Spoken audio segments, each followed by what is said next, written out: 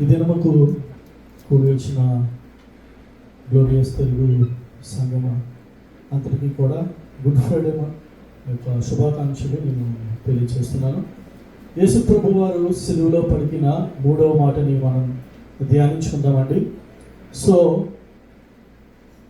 యోహాను సువార్త 19వ అధ్యాయము 26-27 వచనాలు మనం చదువుకున్నట్లయితే, యేసు తన తల్లియు తాను ప్రేమించిన శిష్యుడును దగ్గర నిల్చుండుట చూచి, అమ్మ ఇదిగో నీ కుమారుడు అని తన తల్లితో చెప్పాను. దాని కంటిన్యూషన్గానే తర్వాత శిష్యుని చూచి ఇదిగో నీ తల్లి అని చెప్పాను. ఆ గడి నుండి ఆ శిష్యుడు ఆమెను తన ఇంట చేర్చుకున్నాను. ఈ సమయంలో దేవుడు కల్వరి సిలువలో పలికిన ఈ యొక్క శ్రేష్టమైన 3వ మాట ఎంతో అమూల్యమైనదంటే, ఇది ఒక ప్రేమకి సంబంధించిన విషయం. ఒక అఫెక్షన్కి, దేవునికి తన తల్లికి ఉన్న బాండింగ్ని వివరించే ఈ యొక్క మాటని మనం వివరించుకుందాం. ప్రాముఖ్యంగా ఈ యొక్క 3వ విషయంలో మనం చూసుకున్నట్లయితే ఒక ముగ్గురును మనం ప్రాముఖ్యంగా చూడొచ్చు. ఫస్ట్, ఆకాశానికి భూమికి మధ్యన వేలాడబడుచున్న మన ప్రభు అయిన యేసుక్రీస్తు వారు ఫస్ట్ అయితే, సెకండ్ది అతన్ని కని పెంచి పోషించిన తల్లి రెండవదిగా మనం చూసుకోవచ్చు. మూడవదిగా అతనికి అత్యంత ప్రియుడును చాలా ఇష్టమైన శిష్యుల్లో ఎవరైనా ఉన్నారంటే యోహాను మాత్రమే అని చాలా విషయాల్లో మన సందర్భంలో కూడా మనకి తెలుస్తుంది. సో ఈ ముగ్గురిని మనం ఫస్ట్ ఇంట్రడ్యూస్ చేసుకుందాం. ఫస్ట్ జీసస్ క్రైస్ట్ని చేసుకుందాం. మీకు తెలుసు అందరికీ, యేసు ప్రభు వారి కోసం ఆయన చిన్నప్పటి నుంచి మరియమ్మ గారు కడుపులో పడకముందు నుంచే మనందరికీ ఆయన కోసం తెలిసి కనుక నేను మళ్ళీ ఆయన కోసం గుర్తు చేసి చేయనవసరం లేదు. సెకండ్ది మరియమ్మ గారి కోసం తెలుసుకుందాం. మరియమ్మ గారు యొక్క కుటుంబం ఎవరికైనా తెలుసా అండి? లైక్ వాళ్ళ ఫాదర్ కానీ వాళ్ళ మదర్ కానీ. వాళ్ళ యొక్క ఫాదర్ సెయింట్ జోకిమ్ అనే ఒక సెయింట్ మాట ఆయన. వీళ్ళ యొక్క కుటుంబము ఒక రోమన్ క్యాథలిక్ చర్చికి సంబంధించిన వాళ్ళు, సహవాసానికి సంబంధించిన వాళ్ళు. వాళ్ళ యొక్క తల్లి సెయింట్ అన్న అనే ఒక పేరు గల ఒక స్త్రీ. వీళ్ళిద్దరు కూడా వివాహం చేయబడి మంచి పొజిషన్లో ఉన్నారు. మంచి ధనవంతులైన కుటుంబము అన్నీ కలిగి ఉన్నా కానీ వీళ్ళిద్దరికీ కూడా గర్భము ధరించలేదు. వాళ్ళు కూడా పిల్లలు కలగలేదు. అప్పుడు వీళ్ళిద్దరూ కలిసి వెళ్ళి అరణ్యంలో పొద్దు గుంకిన వేళ, అంటే చీకటి పడుతున్న వేళ వీళ్ళిద్దరు కూడా తండ్రికి మొరపెట్టుకున్నప్పుడు ఒక పరిశుద్ధాత్మ ద్వారా ఒక లైట్ వచ్చి తనతో మాట్లాడడం విషయం అనేది కొద్దిగా పాత గ్రంథాలలో మనం గమనించగలం. ఒక దేవదూత వచ్చి వాళ్ళకి చెప్తుంది ఏంటంటే, మీకు ఒక అమ్మాయి పుడుతుంది, లోకమంతా ప్రసిద్ధి చెందుతుంది అని. ఎవరికి చెప్తారండి? మరియమ్మ తల్లిదండ్రులకి మరియమ్మ పుట్టుక కోసం చెప్తారు. ఇది ఒక విషయం. తర్వాత మనం చూసుకున్నట్లయితే వాళ్ళ యొక్క జీవిత ప్రకారంగా ఎన్నో చాలా ఇబ్బందులు, తర్వాత బాధలు కూడా పడ్డారు. ఎందుకంటే మరియమ్మ గారు పుట్టిన తర్వాత విషయం నేను చెప్తున్నాను. సో ఇక్కడ ఒక మనకి క్వశ్చన్ అనేది వస్తుందండి. అప్పటికి భూమి మీద ఎవరు లేరా? చాలామంది ఉన్నారు, చాలా స్త్రీలు ఉన్నారు, పరిశుద్ధత గలవారు ఉన్నారు, పాపాత్ములు ఉన్నారు, అందరూ ఉన్నారు. కానీ దేవుడు ముఖ్యంగా మరియమ్మ గారిని ఎందుకు ఆమె గర్భంలోనే శిశువుగా యేసయ్యని పుట్టాలని అనుకున్నాడు?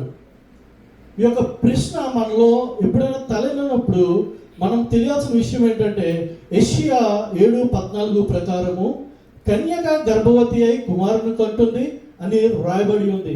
అది ఒక దేవుడి యొక్క ప్రవచనము నెరవేరాలి కనుక ఈవిడి స్టిల్ ఇంకా కన్యకగానే ఉంది. ఇంతకు ముందు ఎలాంటి పురుషుణ్ణి ఎరిగిన స్త్రీ కాదు, ఎలాంటి పాపాన్ని చేసిన స్త్రీ కాదు, ఎలాంటి దోషంలోని నడవడిన స్త్రీ కాదు. ఎప్పుడు కూడా తండ్రికి ఆనకట్టుబడి, ఎప్పుడు కూడా తండ్రితో సాంగిత్యం కలిపి తన నివసిస్తుంది. కాబట్టి తన దేవుడు తనని ఎంచుకున్నాడు. అదేవిధంగా ఆమె యొక్క విశ్వాసం కూడా చాలా గొప్పది. ఎప్పుడు కూడా విశ్వాసము కోల్పోకుండా, పరిస్థితి ఏదైనా తన విశ్వాసము కోల్పోకుండా ఆయన ఉంది. లోకాసు వార్త 13:1-38 చూసుకున్నప్పుడు అని తనను తాను దేవునికి చిత్తానికి అప్పగించుకుంది. తండ్రి, నీ చిత్తం ఏమై ఉందో నా పట్ల నెరవేర్చు. నువ్వు ఏం చెప్పినా సరే నేను దానికి ఒబే చేస్తాను. నీ యొక్క మాటకి నేను ఎదురు తిరగను అని తనని తానుగా తన తండ్రికి, తన చిత్తానికి ఒప్పుకుంది. కాబట్టి దేవుడు కన్య అయిన మరియని ఎంచుకున్నాడు. మరియు తన పరిశుద్ధత కూడా అలానే కాపాడుకుంది. ఇంకొక విషయం చెప్పాలి అంటే, వీళ్ళిద్దరు కూడా, యోసేపు మరియా, ఈ ఇద్దరు కూడా ఒక రాజవంశస్థులకి సంబంధించిన కుటుంబం అండి. రాజవంశస్థులకు సంబంధించిన కుటుంబం. మన రాజు ఎవరు? రాజులకు రాజు, ప్రభులకు ప్రభువు. అంటే ఈయన మన భూలోకంలో మనకి తెలుసు, ఇంతకు ముందు కులాలు కానీ మతాలు కానీ ఉండాలి, కానీ రాజుల కుటుంబంలోని ఈ యొక్క శిశువు పుట్టాలని ఆశతో దేవుడిని, ఈ యొక్క యోసేపును మరియా, వీళ్ళిద్దరూ కూడా రాజుల కుటుంబానికి సంబంధించిన వాళ్ళు కనుక వీళ్ళను దేవుడు ఎంచుకున్నాడు. ఈ యొక్క ఆ దేవుని యొక్క ప్రణాళిక ఎప్పుడు కూడా తప్పు అవ్వదండి. ఆయన ఏమైతే అనుకున్నాడో 100కి 1000% అదే జరుగుతుంది అని దేవుడు తనకి మనందరికీ కూడా తెలియజేస్తున్నాడు. అదేవిధంగా మూడవదిగా చూసుకున్నట్లయితే జాన్ ది అపోస్తలుడైన యోహాను. ఈయన దేవునికి అత్యంత ప్రేమించిన శిష్యుడు అని బైబిల్లో కొన్ని రెఫరెన్స్లు చెప్తాను, మీరు దయచేసి గమనించవలసిందిగా మనం చేస్తున్నాను.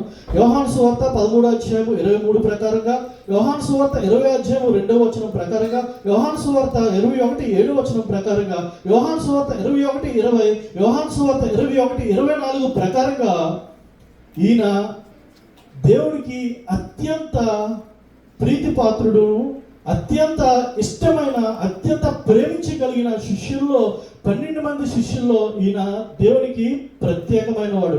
ఎందుకంటే యోహాను ప్రభు అయిన యేసుక్రీస్తు గారు ఈ భూలోకం మీద 33 సంవత్సరాలు జీవించినంత కాలము కూడా ఎప్పుడు కూడా తన రొమ్ముకి ఆనుకొని ఉన్నవాడు ఈ యోహాను. సో ఈ యోహాను మనం తెలుసుకున్నాం కాబట్టి, యోహాను యొక్క 12 శిష్యుల్లో ఈ యొక్క శిష్యుడు కూడా యేసు ప్రభు గారు సిలువేసినప్పుడు పక్కన లేరండి. అందరూ కూడా ఈ యొక్క రోమా రాజ్యపు ఈ యొక్క బండిపోతులు వాళ్ళు బెదిరించడం వల్ల వీళ్ళందరూ కూడా ఎటు పడితే అటు వెళ్ళిపోయారు. ఎవరెక్కడ ఉన్నారో కూడా మనకు తెలియదు. కానీ అంతము వరకు యేసు ప్రభుతో నిలబడి వాడు శిష్యుడు ఎవరైనా ఉన్నారంటే అది యొక్క యోహాను మాత్రమే అని మనకి తెలియజేస్తుంది.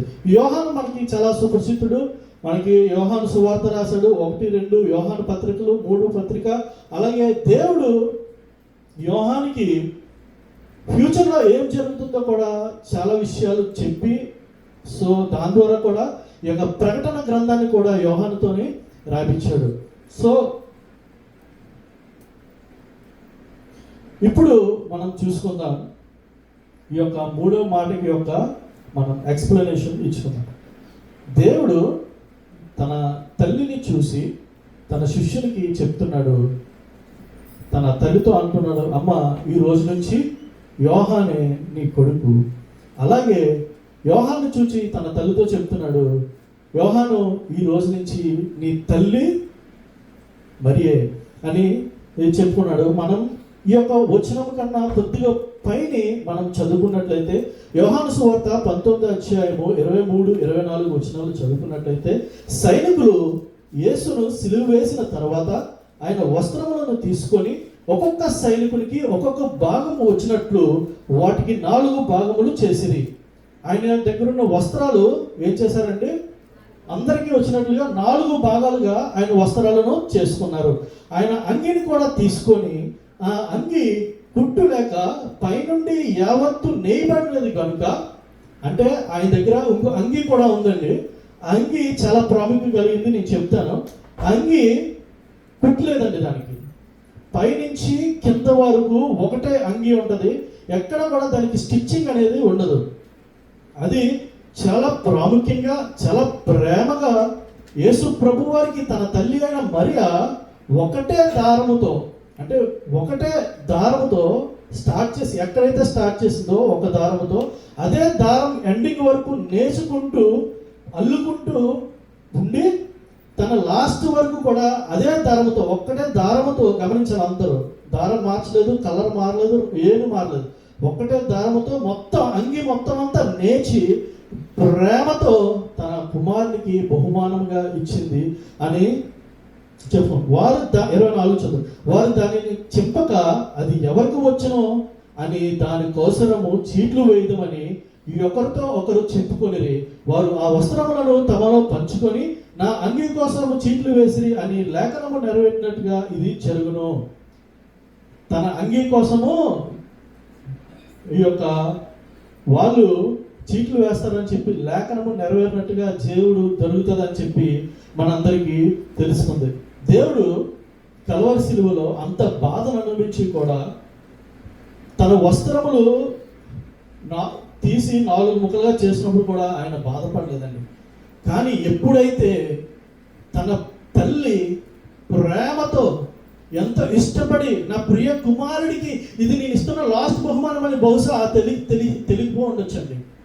ఇంకా ఉంటాడు కదా, ఇంకా ఎన్నో బహుమతులు, ఇంకా ఎన్నో అంగీలు కుట్టిద్దామని చెప్పి అనుకోండి, కానీ ఇదే లాస్ట్ అంగీ అయి ఉండదని ఆ తల్లికి అనుకోలేదు. కానీ తండ్రి అయిన ప్రభువుకు మాత్రము తెలుసు, ఇది నా తల్లి నాకు ఇవ్వబోతున్న లాస్ట్ బహుమానం అని గ్రహించి ఆయన ఎంతో అపురూపంగా చూసుకున్న ఆ అంగీని, కుట్టిలేని ఆ యొక్క అంగీని వీళ్ళు ఎవరికి వస్తుందా అని చీట్లు వేసుకుంటున్నప్పుడు దేవుడి యొక్క మనస్సు కరిగిపోయి దీనత్వం కలిగి అప్పుడు తన తల్లి కోసం, తన ప్రియ శిష్యుని కోసం వెతుకు చూశాడు. వాళ్ళ ముందు ఉన్నప్పుడు, అమ్మా నీ యొక్క బాధ్యత నేను మర్చిపోలేను, నువ్వు నన్ను ఎన్నో కష్టాలు పడి పెంచావు, నా కోసం నిన్ను వెలువేశారమ్మా, నా కోసం నిన్ను కొట్టారు, నా కోసము చలిలో నువ్వు నన్ను ప్రసవించావమ్మా, ఎన్నో ఇబ్బందులు పడ్డావమ్మా, నా కోసం నిన్ను ఎలా మర్చిపోతానమ్మా, నిన్ను మర్చిపోలేనని చెప్పి ఒక ప్రియ శిష్యునికి తల్లి యొక్క బాధ్యతను అప్పచెప్తున్నాడు. ఈరోజు ఇక్కడ మనకి కూడా ఒక క్వశ్చన్ అనేది రావచ్చు. ఏంటి అంటే, దేవుడు తన తల్లి అయిన మరియ బాధను అర్థం చేసుకొని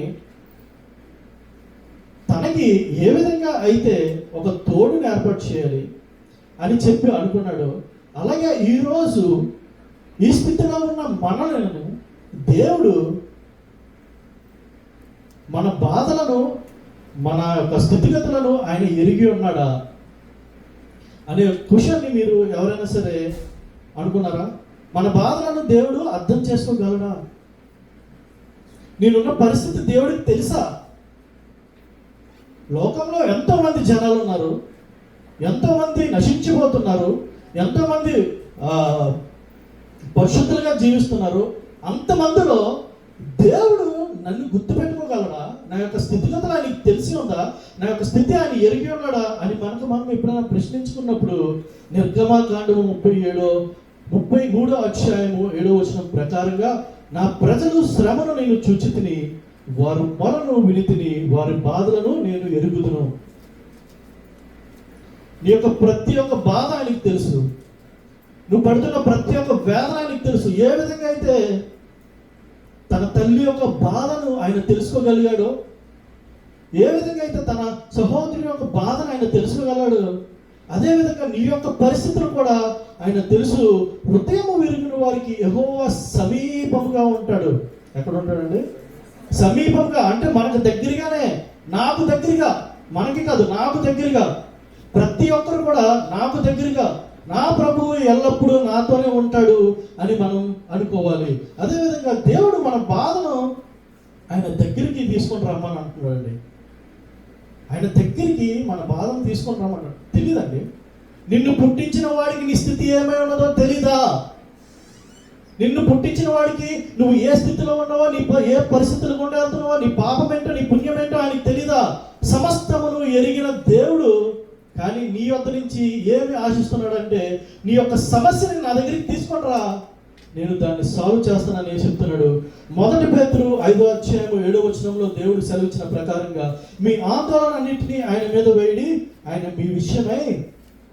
మీ విషయమై జాగ్రత్త పడుచున్నాడు. మామూలుగా కాదండి, ఆయన చాలా జాగ్రత్తగా, మనం డ్రైవింగ్ చేస్తున్నప్పుడు జాగ్రత్తగా ఉంటామో లేదో కానీ మనకన్నా ముందు ఆయన జాగ్రత్తగా ఉంటాడు. నా బిడ్డలు, నా ప్రియ బిడ్డలు వాహనం నడుపుకొని వెళ్తున్నారు, వాళ్ళకి ఏ అపాయం రాకూడదని ఉన్నాడు. ఏ విధంగా అయితే తన తల్లిని ఆదరిస్తున్నాడో అదే విధంగా ఈరోజు నిన్ను నన్ను కూడా ప్రభు అయిన క్రీస్తు వారు ఆదరిస్తున్నాడు. అలాగే శ్రమ పడుతున్న వారులారా నా యొద్దకు రండి, నేను మీకు విశ్రాంతిని కలుగు చేస్తానని మత్తయి సువార్తలో చెప్తున్నాడు. ఎవరు కూడా మీరు బాధపడొద్దండి, మీరు వేదన చెందొద్దు. మీ తల్లిదండ్రుల కన్నా ముందుగా నేను నడుస్తాను.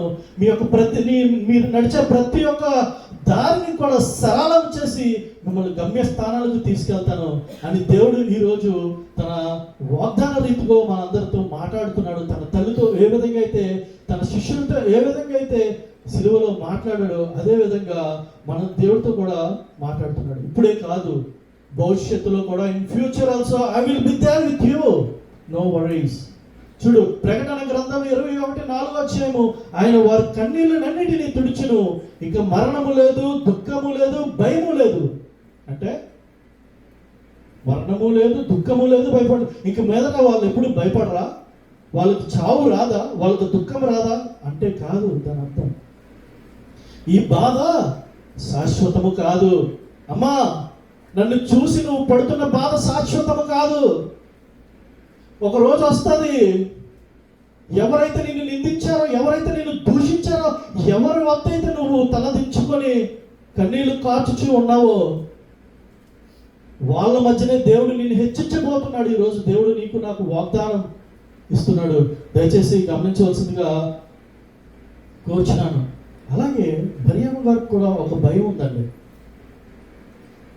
ఆ భయం ఏంటంటే యెషయా గ్రంథము 49:21 మనం చూసినప్పుడు, అప్పుడు నేనును నా పిల్లలను పోగొట్టుకొని సంతానహీనురాలను ఒంటరినై ఇటు అటు తిరుగులాడుచున్న పరదేశురాలను కాదా? నాకున్న సమస్తమును పోయింది, నా దగ్గర ఏం లేదు. లేక లేక ఇచ్చిన ఒక పరిశుద్ధాత్మ ద్వారా కలిగిన కుమారుని కూడా ఈరోజు వీళ్ళు నన్ను నా యుద్ధ నుంచి దూరం చేస్తున్నారు, నా దగ్గర ఇంకేమీ లేదని చెప్పి మరియమ్మ గారు ఎంతో వేదన చెందుతూ బాధపడుతున్నది. అప్పుడు నేను ఒంటరినైతే విడువబడితిని, మీరు ఎక్కడ ఉండిరి అని నీ మనసులో అనుకుందువు. తన మనసులో తానే ఎంతో వేదన చెందుతూ బాధపడుతూ కూడా కల్వరి సిలువలో ఆయన యొక్క కుమారుడి వైపు చూచి నోటి మాట నుంచి మాట్లాడకుండా ఎంతో దుఃఖాక్రాంతురాలై ఆమె ఉంటున్నప్పుడు దేవుడు కూడా వెంటనే సమాధానం చెప్తున్నాడు. యెషయా 49:2 రాజులు నిన్ను పోషించు తండ్రులుగాను, రాణులు నీకు పాలించు దాదులుగాను ఉండెదరు. వారు భూమి మీద సాగిలపడి నీకు నమస్కారం చేసెదరు, నీ పాదములు ధూళి వారు నాకెదరు. అప్పుడు నేను యెహోవాననియు నా కొరకు కనిపెట్టుకుని వారు అవమానము నొందరని నువ్వు తెలుసుకుందువు. అమ్మా, భయపడద్దు, దిగులు పడద్దు. ఈ రోజు నన్ను నిందించవచ్చు, హింసించవచ్చు, సిలువ వేయొచ్చు, కొరడాలతో కొట్టొచ్చు, కానీ రేపటి రోజు వస్తుంది. ఎవరైతే నిందించారో, ఎవరైతే దూషించారో వాళ్ళ మధ్యనే నిన్ను ఏం చేస్తానో హెచ్చిస్తాను. రాజులు నీ వద్దకు వచ్చి ఏం చేస్తారు? సాగిల పడతారు. రాణులు నీకు ఏం చేస్తారు? రాణులు ఏం చేస్తారు? దాదులు అంటే తన యొక్క యోగక్షేమాలు చూసుకునేవారుగా చేస్తానని చెప్తున్నాడు. భూమి మీద ఉన్న ప్రతి ఒక్కరు కూడా నీకు సాగిల పడేలా చేస్తానమ్మా, భయపడద్దు. ఈరోజు నేను విడిచి వెళ్ళట్లేదు, కానీ మీ మధ్యనే నేను నివసిస్తాను, మీతో పాటు ఉంటున్నాడని దేవుడు ఎంతో చాకచక్యంగా ఆయన యొక్క మనసులో ఉన్న మాటని తన తల్లి అయిన మరియకి కన్వే చేస్తున్నాడు, ఒప్పిస్తున్నాడు. భయపడొద్దమ్మా, నేను లేనని భయపడొద్దు. ఈరోజు ప్రభు అయిన యేసుక్రీస్తు వారు తన తల్లిని తన యొక్క ప్రియ శిష్యుడికి అప్పగించడానికి ఇష్టపడ్డాడు. కానీ ఇష్టపడ్డాడా లేదా? ఇచ్చాడా లేదా? తన ప్రియ తల్లిని, ఎంతో ప్రేమగా ప్రేమించిన తల్లిని తన ప్రియ శిష్యునికి ఇవ్వడానికి ఇష్టపడ్డాడు. కానీ ఈరోజు నన్ను అయితే ఎవ్వరికి ఇవ్వడానికి ఇష్టపడట్లేదు. స్వయంగా తానంతలో తానే నిన్ని నన్ని పరిపాలించాలని ఆశపడుతున్నాడు. తన యొక్క కుడిపార్శ్వమందు పరలోకంలో తన యొక్క కుడిపార్శ్వమందు నిన్ను నన్ను చూడాలని ఆశపడుతున్నాడు. మరి ఆశపడే ప్రాణాన్ని తృప్తిపడుతాం. ఈరోజు ఆయన ఎంతగా నలగగొట్టుబడ్డాడో, ఎంతగా వేలాడబడ్డాడో మనందరికీ తెలుసు. సుమారు తెల్లవారు కాల సమయం నుంచి సాయంత్రం వరకు ఒక చుక్కైనా సరే నీళ్లు లేకుండా తన రక్తం అంతా కూడా బయటకు వచ్చి రక్తము చెమటగా మారి ఎంతో ప్రయాసపడిన యొక్క కుమారుని చూచి తల్లి యొక్క వేదన చెందుతుంది. ఈ యొక్క బాధ మీకు తెలియాలంటే కల్వరిశిలువలో ప్రభువారు పడిన బాధ ఈరోజు మనం కూడా ఎక్స్పీరియన్స్ చేయాలంటే, ఎప్పుడైనా సరే డోర్ సందులో మీ యొక్క వేలు ఇరుక్కుందా? అందరికీ ఇరుక్కుంది. చిన్నప్పటి నుంచి ఇప్పుడు వరకు అందరికీ ఇరుక్కుంది, అవునా కదా? కానీ ఆ నొప్పి మనకి 20 to 30, 40 minutes వరకే ఉంటుంది, ఎక్కువసేపు ఉంటుంది. కానీ చాలా సివియర్ పెయిన్ ఉంటుంది, అవునా కదా? ఆ యొక్క కొద్ది నిమిషాలు కూడా సివియర్ పెయిన్ ఉంటుంది. అలాంటిది తండ్రి అయిన ప్రభువుని వాళ్ళు ఎంతగా హింసించారంటే దీనికి 10,000 times, అంటే 10,000 రెట్లు సార్లు ఆయనను హింసించారు. ఆయన ఎంత బాధపడి ఉంటాడు, ఎంత వేదన చెంది ఉంటాడు. ఆయన ఒంట్లో నుండి ప్రతి ఒక్క నీటి బొట్టు కూడా బయటకు వచ్చి ఇంకా ఏమీ లేకుండా తన నెత్తురు చెమట రూపంలో ఆ యొక్క మండు టెంట్లో మోసుకొని వస్తుంటే తన యొక్క నెత్తురు బయటికి వస్తుంది ప్రభు శిలువలో. అలాగే యేసు ఇంకో విషయం మనం చూద్దామండి. యేసు కల్వరి శిలువలో తన తల్లి పైన ఏ విధంగా ప్రేమ చూపించాడు. ఈ లోకంలో ఉన్న మానవాళిగా ఉన్న మన తల్లిదండ్రుల పైన, మన కుటుంబం పైన ఏ విధంగా మనం ప్రేమ చూపించాలి, ఏ విధంగా వాళ్ళని ఆదరించాలి, నడుచుకోవాలి అనేది మనం చూద్దాం. ద్వితీయోపదేశకాండము 27:16 దేవుడు సెలవిస్తున్న రీతిగా తన తండ్రినైనను తన తల్లినైనను నిర్లక్ష్యము చేయవాడు శ్రాపగ్రస్తుడిగా అవుతాడు. శపించబడతావు. నీ తల్లినైనను నీ తండ్రినైనను నువ్వు మర్చిపోతే, నువ్వు ఎరగకుండా ఉంటే నువ్వు శపింపబడతావు అని దేవుడు ఈరోజు చెప్తున్నావు. ఎంతమంది మన తల్లిదండ్రులు మనం చూస్తున్నాం, ఎంతమంది మనం ఈరోజు మనం పరిశీలించుకోవాలండి. చిన్నప్పుడు వాళ్ళు మనకు తెలియక వాళ్ళ యొక్క అన్నం పెట్టినప్పుడు, చిన్నపిల్లప్పుడు తెలియకుండానే నోట్లో నుంచి మనం వదిలేస్తూ ఉంటాం, కక్కేస్తూ ఉంటాం. అయినా సరే ఆ తల్లి కొట్టదు, తిట్టదు, ఎంతో ప్రేమగా దగ్గరికి తీసుకొని తన అపురూపంగా కట్టుకున్న ఆ యొక్క వస్త్ర చెంగును తీసి బిడ్డను తుడుస్తుంది. తుడిచి మళ్ళీ she's trying to feed again. మళ్ళీ తను ఏం చేస్తుంది, తను తినిపించడానికి, తన యోగక్షేమాలు చూసుకోవడానికి ఎలాగైతే ప్రయత్నిస్తుందో అదేవిధంగా ముదుగులో ఉన్న నీ తల్లిదండ్రులను నువ్వు ప్రయత్నిస్తున్నావా? వాళ్ళకి కావాల్సిన ఆలన పాలన నువ్వు చూస్తున్నావా? వాళ్ళు తినలేని పరిస్థితుల్లో ఉన్నప్పుడు నువ్వు తినిపించగలుగుతున్నావా? వాళ్ళు తాగలేని పరిస్థితుల్లో ఉన్నప్పుడు నువ్వు తాగిస్తున్నావా? వాళ్ళకి ఎక్కడికైనా తీసుకెళ్ళాలంటే నువ్వు ఒక చేతి కర్రగా వాళ్ళకి నిలబడగలుగుతున్నావా? మనం పరీక్షించుకోవాలండి.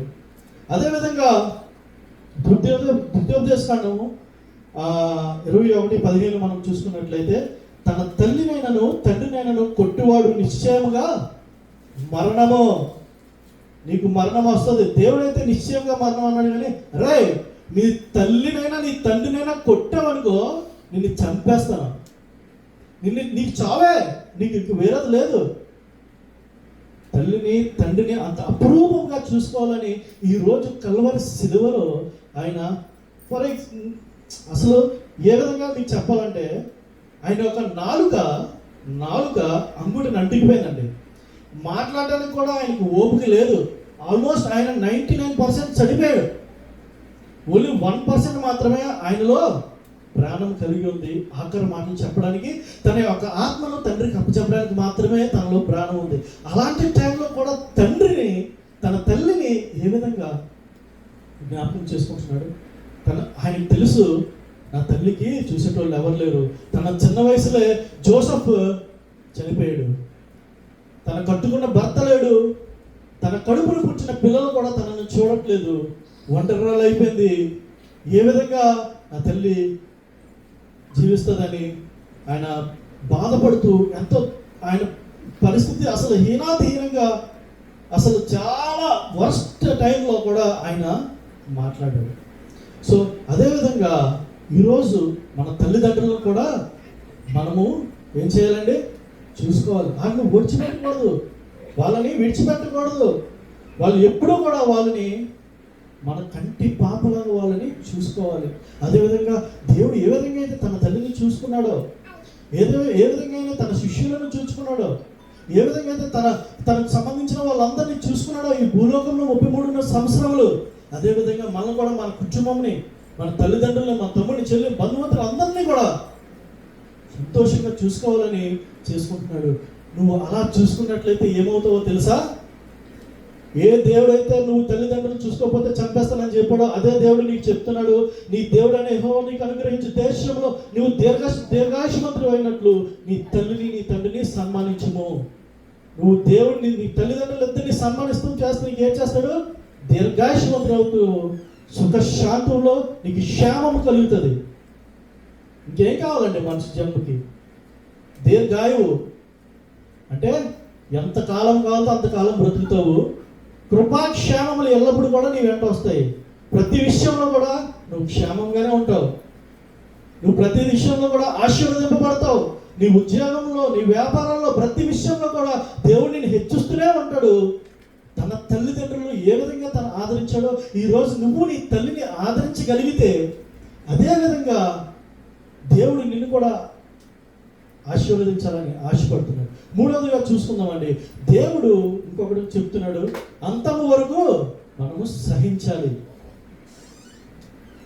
యోహాను ఏ విధంగా అంతము వరకు సహించాడు?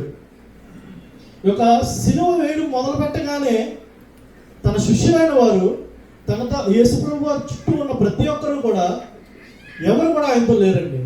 ఎవరు కూడా అందరూ విడిచిపెట్టి వెళ్ళిపోయారు. ఒక్క యోహాను మాత్రమే తను ఉన్నాడు. యేసు శిష్యుల్లో చాలా మంది భయపడి పారిపోయారు, కానీ యోహాను మాత్రము ధైర్యంగా యేసు దగ్గర ఉన్నాడు. ఎంతో నమ్మకంగా ప్రేమించి తనను ఆదరించిన యేసయ్య చెంతే ఉండాలని ఆశపడుతున్నాడు. ఎందుకంటే యేసు తనని ఎంత ప్రేమించాడో యోహాను కూడా యేసయ్యని అంతే ప్రేమించాడు. ఇద్దరు కూడా తన రొమ్ము మీద ఆనుకొని పడుకునేవాడంట యోహాను. ఈరోజు వాళ్ళందరూ భయపడ్డారు, కానీ ప్రేమ ఉన్న దగ్గర భయం అనేది ఉండదండి. నువ్వు దేవుడిని ప్రేమిస్తున్నావా? లోకానికి భయపడవు. నువ్వు దేవుడిని ఆదరిస్తున్నావా? నువ్వు ఎవరికి కూడా భయపడవు అని దేవుడు చెప్తున్నాడు. యోహాను, నన్ను చంపుకుంటారా? చంపుకో. బ్రతుకటని అయితే చావు అయితే లాభము, బ్రతుకటైతే నీకోసమే. ఆ దేవా, నన్ను చంపుకుంటే చంపుకొని, కానీ నీ దగ్గర నుంచి నేను రాకుండా అయితే మానను, నీ దగ్గరే ఉంటాను, నీతో పాటే ఉంటాను అని యోహాను చెప్తున్నాడు. దేవుడు కూడా తనని ఎంతగానో యోహాను అంత బాధపడుతున్నప్పుడు దేవుడు గ్రహించి, యోహాను బాధపడద్దు, నేను లేకపోతే ఏమి, నా తల్లిని నన్ను కనిపించిన తల్లిని నీకు తల్లిగా చేస్తున్నాను. ఈ రోజు నుంచి తన రొమ్ముని నువ్వు అంటు పెట్టుకొని ఉండు, తనని నువ్వు అంటు పెట్టుకొని ఉండు యోహాను, తనతో పాటు నువ్వు జీవించు అని దేవుడు చెప్తున్నాడు. చివరి వరకు మనము ఏ విధంగా అయితే యోహాను చివరి వరకు తండ్రితో పాటు ఉన్నాడో అదే విధంగా చివరి వరకు మనం కూడా ఉండాలండి. యోబుని మనం చూసుకోవచ్చు, అదేవిధంగా యోహానును మనం చూసుకోవచ్చు, అదేవిధంగా దానియేలును మనం చూసుకోవచ్చు. సింహపు బోన్లో వేసినప్పుడు కూడా ఆయన కృపలో వేయబడ్డాడు, కానీ తన విశ్వాసాన్ని అయితే కోల్పోలేదు. ఈ రోజు కూడా అంతము వరకు మనము ఉండగలమా దేవుడితో? దేవుడు నన్ను ఈరోజు అదే విధంగా అడుగుతున్నాడు. అంతం వరకు ఏ విధంగా అయితే నా తల్లి యోహాను అంతం వరకు నాతో ఉన్నారో, ఈరోజు నన్ను ఎరిగి ఉన్న బిడ్డలారా మీరు నాతో ఉండగలరా అని దేవుడు అడుగుచున్నాడు. మనము అయినా కూడా ఆయన యొక్క భారాన్ని మన మీద కూడా వేస్తున్నాడు. ఏంటి అంటే, ఏ విధంగా అంటే మనము ఒక భారం సర్వలోకంలోకి వెళ్ళి సర్వ సృష్టికి ఏ విధంగా అయితే యోహానికి తన తల్లి బాధ్యతను అప్పచెప్పాడు, ఈ రోజు మనుషులుగా ఉన్న మనకి కూడా సర్వలోకంలోకి వెళ్ళి సర్వ సృష్టికి సువార్తని ప్రకటించాలి. ఎందుకంటే నేను కలువరి శిలువలో పడిన బాధ ప్రతి ఒక్కరికి తెలియాలి. వాళ్ళ యొక్క పాపములు కొట్టబడ్డాయి, వాళ్ళ యొక్క నేరములు కొట్టబడ్డాయి. వాళ్ళ మీద ఇంకా ఏ పాపము లేదు, నా ఎదుగు రండి అని దేవుడు పిలుస్తున్నాడు. అదేవిధంగా యోహాను వలె బాధ్యత కలిగి అంతము వరకు, తర్వాత తన తల్లిని చాలా బాగా చూసుకున్నాడంట యోహాను బైబిల్ గ్రంథాల ప్రకారంగా. అంతము వరకు కూడా మనము కూడా యోహాను వలె మన తల్లిదండ్రులను చూసుకొని ఉందామా? ఒక చిన్న వాక్యము దేవుడు నీతో మాట్లాడాలని సూటిగా అనుకుంటున్నాను. ఏ విధంగా కలవరి సిలువలో తన రక్తము కూడా లేకుండా రక్తధారల వరే పోయినా, తన మాట్లాడడానికి కూడా ఓపిక లేని పరిస్థితుల్లో కూడా దేవుడు తన తల్లికి వాగ్దానం ఇచ్చిన రీతిగా ఈరోజు నీకు నాకు కూడా వాగ్దానం ఇస్తున్నాడు. నా ప్రియ సహోదరి సహోదరుడా, నేనైతే నిన్ను విడిచి పోను, ఎల్లప్పుడూ నిన్ను నా కుడి పార్శ్వంలో ఉంచుకుంటా అని దేవుడు ఇచ్చిన వాగ్దానం ప్రకారంగా ఈరోజు మనం నడుచుకున్నాం. ఈ యొక్క చిన్న అవకాశం ఇచ్చిన మీ అందరికీ కూడా దేవుడి నామం పేరిట కృతజ్ఞతాస్తుతులు చెల్లించుకుంటున్నాం. ఆమేన్.